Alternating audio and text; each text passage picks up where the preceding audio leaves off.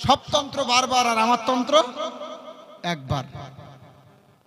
সব তন্ত্র বারবার, আমার তন্ত্র একবার। শুধু অমুসলিমরা না, মুসলমানরাও চালু করেছে। অমুক হাজি সব তন্ত্র বারবার, ওনার তন্ত্র একবার।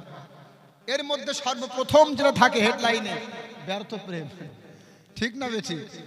তার কারণ ওরাও জানে প্রেম করতে গিয়ে যারা একবার শেখা খেয়ে যায় তাদের মাথা ঠিক থাকে না।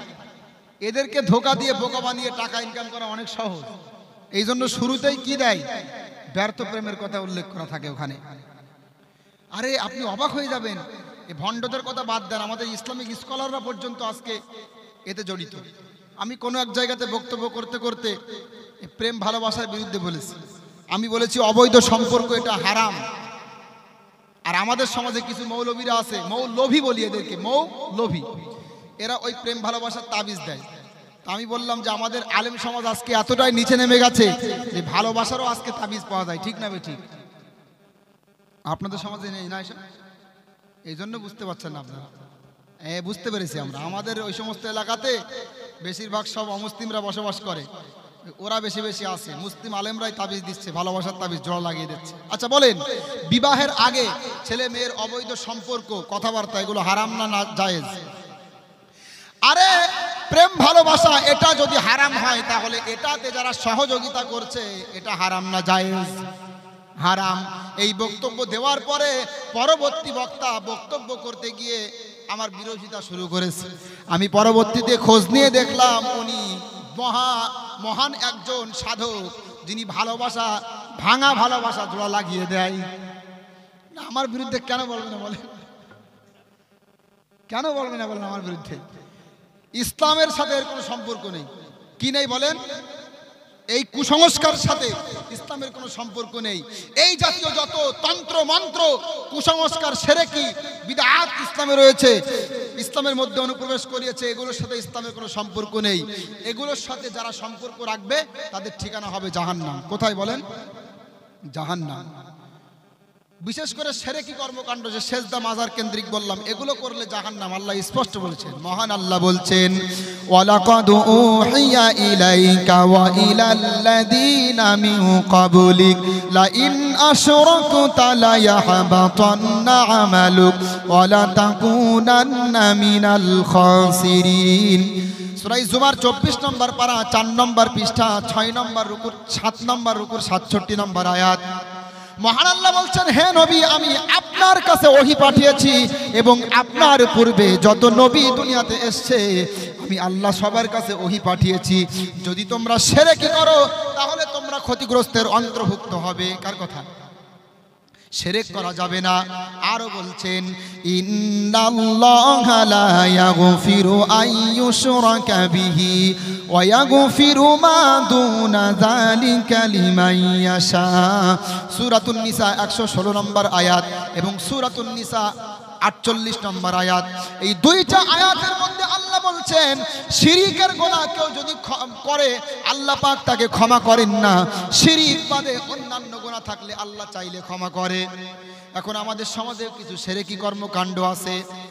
কোন মহিলা যদি গর্ভবতী হয়, বাজার থেকে খাবার আনলে আগুনে না শুইয়ে খাওয়ানো যাবে না। আছে না নেই?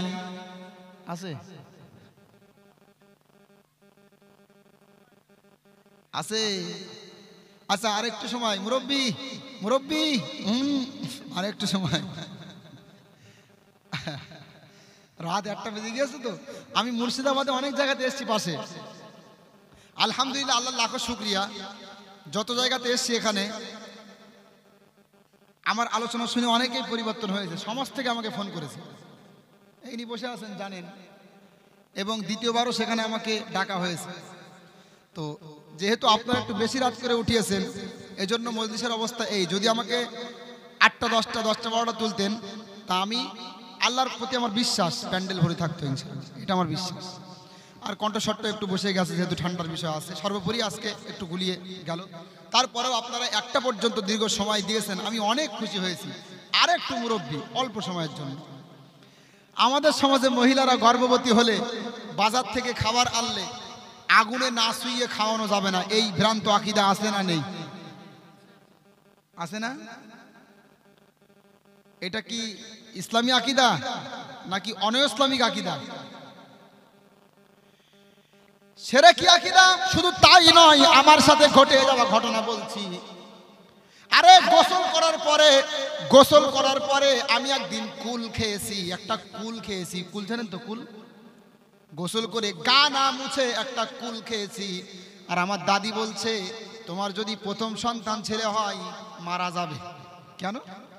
যে গোসল করার পরে যদি কুল খাওয়া হয় গা না মুছে, তো প্রথম সন্তান ছেলে হলে মারা যায়। দলিল বাপ দাদা 14 পুরুষ থেকে শুনে আসছি। এটা দলিল। এটা কি বলেন? দলিল। আমি একটা ছোট্ট বাচ্চাকে মক্তবে একদিন কোরআনুল কারীম ধরাবো, সেদিন ছিল শনিবার। আমি বললাম কোরআন আনো। ও বাড়িতে যাওয়ার পরে ওর মাকে বলছে কোরআন আনো। কোরআন দিতে বললো, বাবু কোরআন ধরাবে। ওর মা বলছে আজকে কোরআন ধরা যাবে না, আজকে শনিবার, আজকে অমঙ্গল হবে, আজকে মঙ্গলবার, আজকে অমঙ্গল হবে। আজকে কি বার? সোমবার। মানে কালকে অমঙ্গলবার নাকি? মঙ্গলবার হয়ে গেছে না? এখন তো অমঙ্গল হবে নাকি? তাহলে এখন জলসাও করা যাবে না, এখন কি হবে? অমঙ্গল হবে। কত বড় গন্ড মূর্খ, চিন্তা করতে পারছেন? আমি বললাম তোমার মা যদি বেঁচে থাকে একটু গিয়ে বলো তওবা করতে, তওবা করতে বলো। শনিবারে অমঙ্গল হয়, মঙ্গলবারে অমঙ্গল হয়, এ বিশ্বাস কখনো কোনো মুসলমান করতে পারে না। এ বিশ্বাস সম্পূর্ণ অমুসলিমদের বিশ্বাস। আমাদের বিশ্বাস এগুলো হতে পারে না। আমরা বিশ্বাস করি মুসলমান আল কদরি খাইরিহি ওয়া শাররিহি মিনাল্লাহি তাআলা ওয়াল বাসি বাদাল মাউত। ভালো মন্দ সবকিছু কার পক্ষ থেকে?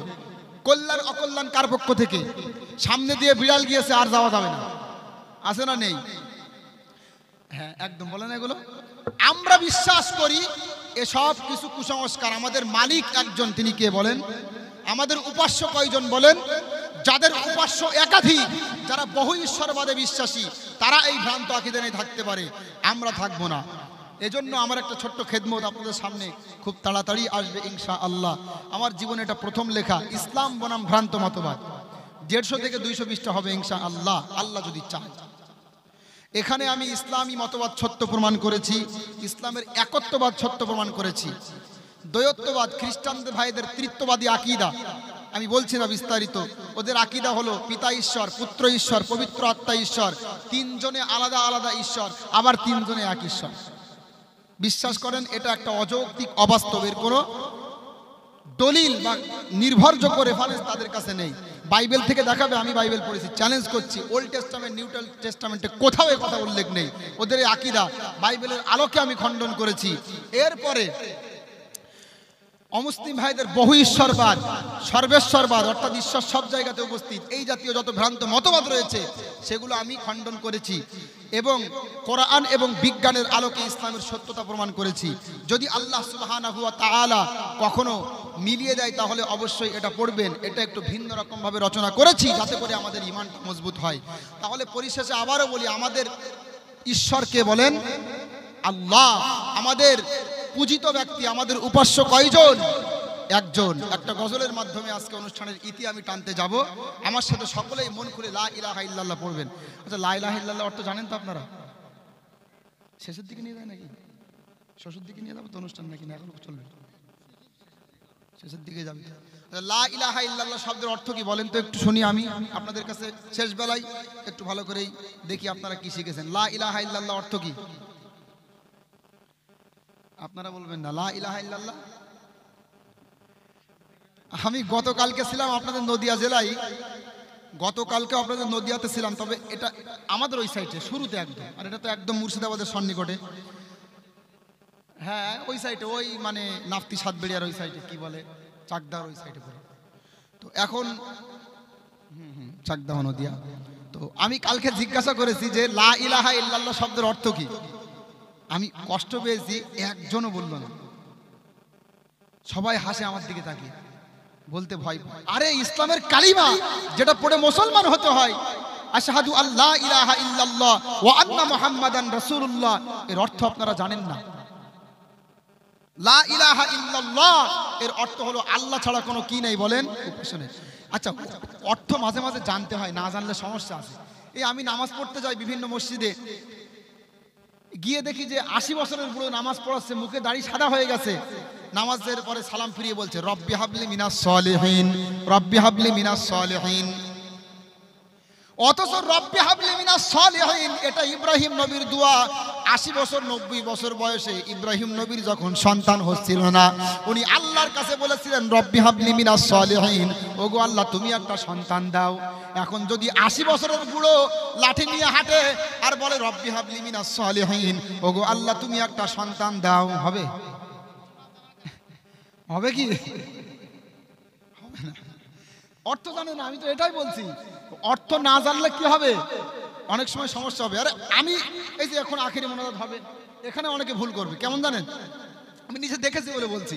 আমি কোন এক জায়গায় দোয়া করছি, ওগো আল্লাহ বর্তমানে যারা ফেরাউনের উত্তরসূরি আছে তাদেরকে ধ্বংস করো। এটা হলো পুরো বাক্য, এটা হলো পুরো বাক্য, এটা পুরো সেন্টেন্স। আমি কিন্তু শেষ করিনি, আমি বলছি ওগো আল্লাহ বর্তমানে যারা দুনিয়াতে ফেরাউনের উত্তরসূরি আছে তাদেরকে তুমি ধ্বংস করো। পুরো না বলে আল্লাহ যারা দুনিয়াতে ফেরাউনের উত্তরসূরি আছে বলে একটু নিঃশ্বাস ফেলেছি, বলছে আমিন। তার মানে দুনিয়াতে ফেরাউনের মতো ফেরাউন তুমি আরো পাঠাও। কোথায় যে আমিন বলতে হয় তাও জানে না। ও মনে করে কি জানেন না, আমিন শব্দের অর্থ কি জানে না তো। ও মনে করে আমিন মানে যেখানে নিঃশ্বাস ফেলে সেখানে আমিন বলতে হয়, ঠিক না? আমিন মানে কি? আল্লাহ বললেই হলো এরকম একটা বিষয়। আমিন মানে কি? আল্লাহ তুমি কবুল করো। এটা হবে কখন? পুরো বাক্য শেষ হবে তখন তো হবে নাকি? তো অর্থ না জানলে সমস্যা। এই জন্যই বলছি অর্থগুলো জানবেন। লা ইলাহা ইল্লাল্লাহ এর অর্থ হলো আল্লাহ ছাড়া কি নেই? উপাস্য নেই। আল্লাহ ছাড়া কোনো উপাস্য নেই। এটা অনেক বড় বাণী। লা ইলাহা ইল্লাল্লাহ এটা প্রচার করার জন্য যুগে যুগে আল্লাহ যত নবী রাসূল পাঠিয়েছেন সবাইকে এই দাওয়াতটা প্রচার করার জন্য পাঠিয়েছেন। বলেন সুবহানাল্লাহ।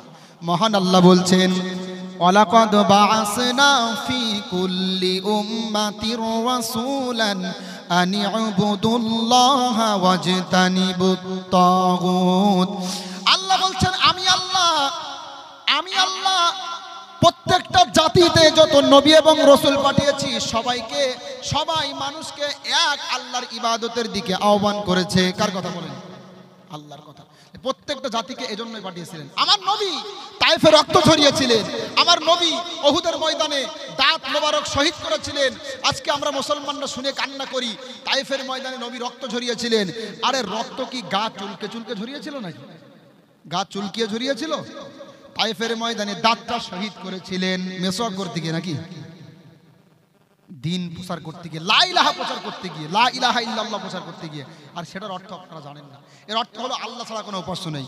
মহব্বতের সাথে আমার সাথে সকলেই পড়ে দিল পে কলমে কি জরব লাগা লা ইলাহা ইল্লাল্লাহ।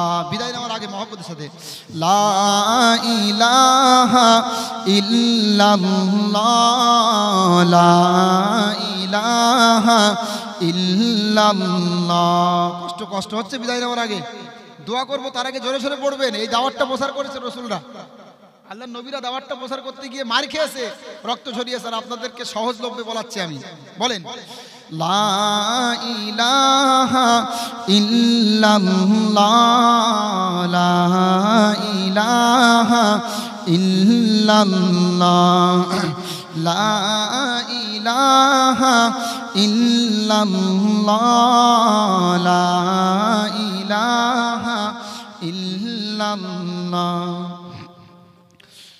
दोनों जहां का मालिक अल्लाह, दोनों जहां का खालिक अल्लाह, दोनों जहां का मालिक अल्लाह।